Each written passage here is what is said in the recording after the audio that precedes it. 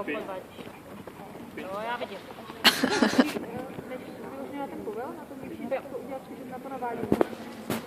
Protože pak je proto si těžký rozlišit, kdy to bude jako znamená dynamičí a kdy prostě jenom otočí. A to malinko? Je to z boku.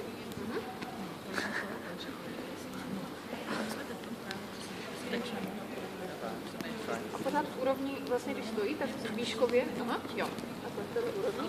A když spadne nějaká noha, tak ta ruka v tom stojí. Dobře.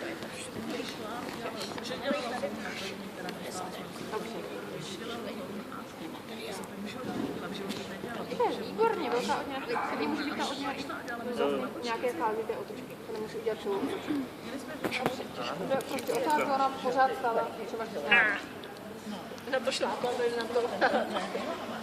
Tady jsou takové na tu vodorovnou. Tak. Na to nechce. Tady dělali jsou. No. Přišli jsme tam.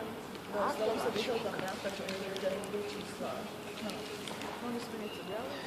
Zrovna to ona mě rozstavila, to něco říkám tam. To je všechno, co rádi. A ona šla dělat na ty čísla. Dobře. Tak. Tak jsme běželi a byla takhle to ne, tak to se tady byla kladěna, ale já nevím. No jako je tam o tom vypadá daleko. No je mít určitě nejsou jako běžela přesně. A zůstala tam. A Rada to by říkala. Ty nemáš lepší kůži jako ty tam bavila. No.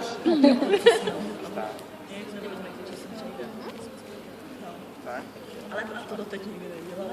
Jako to na počítači. Akorát jde o to, aby tě počkala v té fázi, když ten se musí zvednout ten zadek a udělat co zvednout. Dobře, výborně.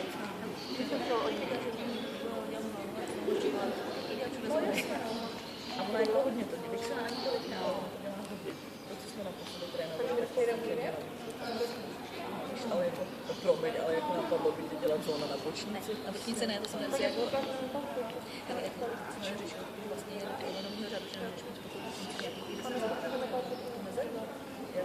Jedna, že vedle vlastně jako bočnici, tam máme dole takhle tu mezeru. No jasně, no, než je to pes na podbě, to má být níž.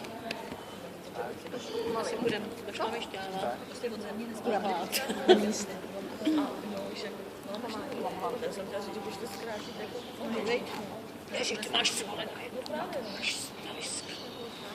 Hlavně tam navařit nějaký určitý, víš, jako nějaký igelitner. Tím, než ona dala tu hudbu, tak by měla být dolí.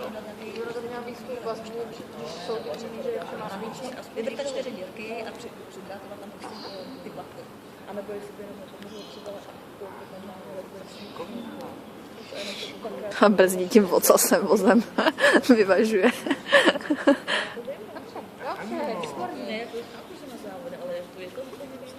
Vejší dej ten panosek, Tome. Tak.